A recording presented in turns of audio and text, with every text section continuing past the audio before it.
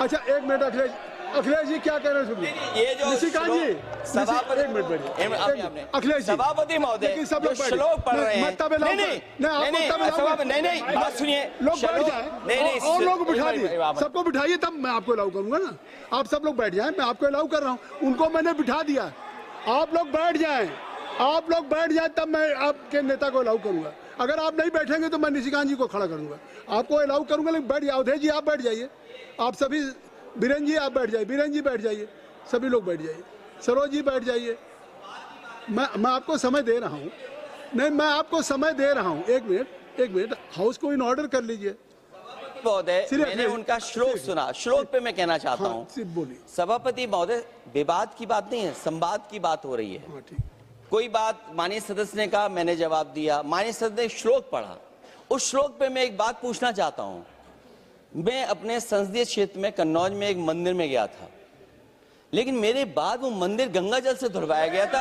आप बताइए क्यों धुलवाया गया? अब जिसने भी गंगा जल से धुलवाया उसने गलत काम किया और वो सभी अपराधी हैं और उनके ऊपर अपराध की सजा चलनी चाहिए, कानून के हिसाब से उनका न्याय होना चाहिए। अब आपकी बात आ गई निशिकांत जी।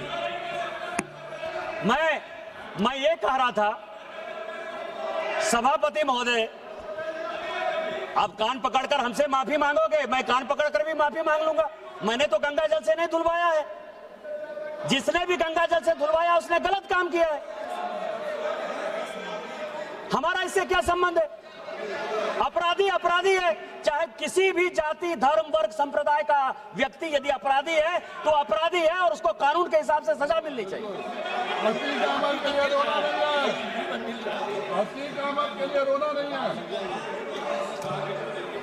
Nothing will go on record except only sir, मैं सभापति महोदय, देखिए मेरा समय ये लोग बहुत खा रहे सर। जातिगत जनगणना की बात कर रहा था। सोनिया गांधी जी ने कहा कि जातिगत जनगणना संविधान के दायरे में नहीं है, हम इसका विरोध करते हैं। चिदंबरम साहब ने कहा, मैं 2011 की बात कर रहा हूं, चिदंबरम साहब ने कहा कि जातिगत जनगणना जो है इस देश को डिवाइड करेगी। प्रणब मुखर्जी जी लीडर थे, उन्होंने कहा कि जातिगत जनगणना 1931 के बाद से नहीं हुई है, किसी कीमत पर नहीं होगा। और अंत में मनमोहन सिंह जी ने तो और भी रिकॉर्ड तोड़ दिया सर। उन्होंने कहा कि हमारी सरकार रहे या जाए, इसी सदन हम जातिगत जनगणना नहीं करेंगे। लेकिन गोपीनाथ मुंडे, लालू प्रसाद यादव जी और नेताजी मुलायम सिंह यादव जी का मैं बधाई और धन्यवाद देना चाहता हूं कि जिनके प्रयास से उस वक्त की कांग्रेस सरकार को झुकना पड़ा और जातिगत गणना जो है हुई, जिसका कि डाटा कई एक गलतफहमियों के कारण जो है अभी तक नहीं रिलीज हुआ और जातिगत गणना हमारी सरकार करा रही है और 2027-29 में वो आ जाएगा। अरे बैठ जाओ भाई। अब क्या है सर, ये फैक्ट है जो अब इस अमेंडमेंट पे मैं ये कह रहा हूं कि चूंकि सर्वसम्मति से सभी लोगों ने कहा सर कि सर्वसम्मति से हमने महिला रिजर्वेशन को पास किया। कल्याण बनर्जी साहब का भी आज भाषण सुना मैंने, मनीष तिवारी जी का भी सुना। ये लोग बड़े विद्वान हैं सर, हमारे यहाँ पीपी चौधरी साहब ने भी बयान दिया।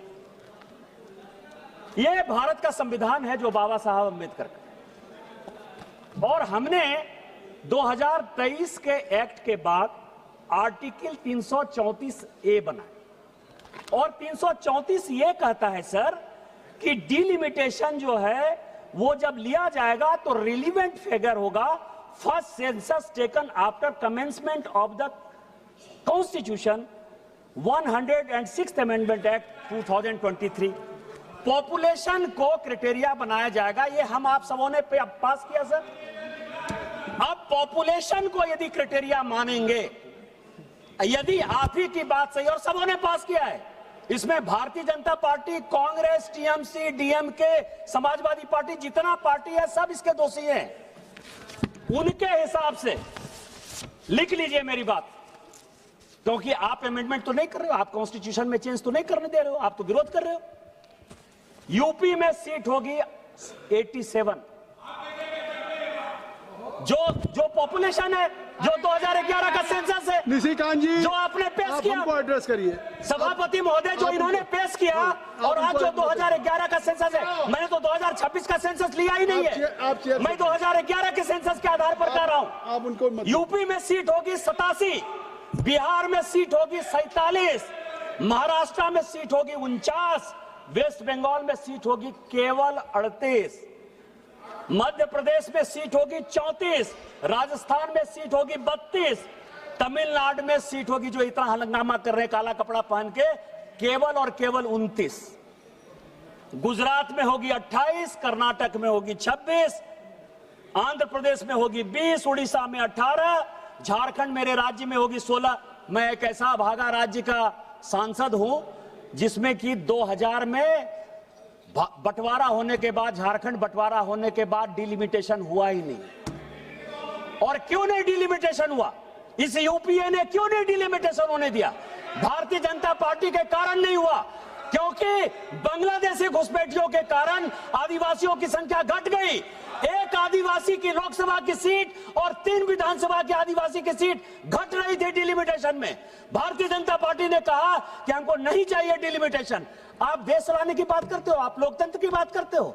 आपने तो बांग्लादेशी वोट को बनाने के लिए हमारे राज्य को तहस-नहस कर दिया। हम बिना डिले, हमारी जो कॉन्स्टिट्यूएंसी है 350 किलोमीटर लंबी है, 3 जिले में विभक्त है वो। क्या बात कर रहे हो आप डिलिमिटेशन की बात कर रहे हो। और यदि साउथ और नॉर्थ का, यदि ये 2023 का जो कि नोटिफाई कर दिया है भारत सरकार ने, यदि ये एक्ट लागू हो गया तो साउथ इंडिया में जो केरल में सीट घटेगी, केरल की सीट 20 से केवल 14 हो जाएगी, तमिलनाडु की 39 से केवल 29 हो जाएगी। कौन साउथ इंडिया का जिम्मेवार होगा? हम कल रिजर्वेशन लागू करने को तैयार है, होगा 543 में ही होगा, लेकिन वो पॉपुलेशन के आधार पर होगा और साउथ इंडिया की सीट घटेगी और कांग्रेस के राहुल गांधी इसके जिम्मेवार होंगे। अब ये एक्ट की बात कर रहे हैं सर, अभी इन्होंने कहा, अभी बहुत लोगों ने कहा सर कि आपने 815 का फिगर कहां से ले आए, 816 का फिगर कैसे ले आए। सर मैं 31 से जो है ये रिजर्वेशन को, सीट बढ़ाने को बहुत मुझे लगता है जुड़ाव सर। संविधान का 31वां संशोधन हुआ 1972-73 और आज हम लोग 131वें संशोधन पर बात कर रहे हैं सर। ये 1973 का, जिसको कि अभी बड़ी लंबी चौड़ी भाषण देके गए कि इंदिरा जी ने जो है देश के लिए बहुत बड़ा काम कर दिया और उन्होंने फ्रीज कर दिया। 525 से 550 हो रहा था सीट सर। डिलिमिटेशन आयोग 1971 में बन गया। डिलिमिटेशन आयोग ने कहा, और उसके पहले की एक और कहानी है सर कि 1952 में जब डिलिमिटेशन आयोग बना तो डिलिमिटेशन आयोग ने कहा कि इस तरह से हम किसी भी एरिया का परिसीमन नहीं कर सकते। आपको पता है कि डिलिमिटेशन आयोग के रिकमेंडेशन के आधार पर कांग्रेस ने सारे फेडरल स्ट्रक्चर को तार पर तार रख दिया, पूरा संविधान संशोधन कर दिया और 1956 का state reorganisation act delimitation act के आधार पर बना। बंगाल की कुछ जगह बिहार में आ गई और बिहार की कुछ जगह बंगाल में चली गई, आंध्र की कुछ जगह केरल में चली गई, केरल की कुछ जगह आंध्र में चली आई, तमिलनाडु की कुछ जगह जो है बेंगलोर में चली आई, कर्नाटक में चली आई और कर्नाटक की कुछ जगह वहां चली गई और आज भी महाराष्ट्र जो है बेलगांव की लड़ाई लड़ रहा है। यह डिलिमिटेशन आयोग के कारण हुआ और उन्होंने तय कर दिया कि टोटल जो हमारे एमपी होंगे 489 होंगे। डिलिमिटेशन आयोग का यदि रिपोर्ट प्रेमचंद्रन जी आप पढ़ लीजिएगा तो उन्होंने कहा कि 526 लोग होने चाहिए, लेकिन इंदिरा जी ने, नेहरू जी ने यह तय कर दिया कि न 489 होगा। उन्हीं की बेटी इंदिरा जी ने यह 1973 का 31वां संविधान संशोधन विधेयक लेकर आया। डिलिमिटेशन आयोग 1971 में बन गया। डिलिमिटेशन आयोग ने कहा कि टोटल सीटें जो है 603 होनी चाहिए। उन्होंने कहा तुम कौन तय करने वाले थे? अभी बड़ा एकदम ट्रांसपेरेंसी की बात कर रहे थे कि आप तो अपना जज बना लेंगे, आप अपना एमपी बना लेंगे। मुझे लगता है कि 1952 से लेके ये जो है पूरा लीडर ऑफ द अपोजिशन से पूछकर जो है अपना आयोग बनाते रहे। उन्होंने कहा संविधान संशोधन करके कि नहीं, 525 से 550 ही सीट होगा और उन्होंने तय कर दिया कि उत्तर प्रदेश में कितनी सीट होगी, मध्य प्रदेश में कितनी सीट होगी, गुजरात में कितनी सीट होगी, महाराष्ट्र में कितनी सीट होगी। सर ये तय कर दिया, आज आप हमको भाषण देने की बात कर रहे हो। दूसरी बात सर, ये जो झूठ की दुकान है, दोनों बहन भाई को मैंने बहुत पढ़ा। मैं आपको बताऊं कि ये 44वां संशोधन लेकर मैं आया हूं 1976 में।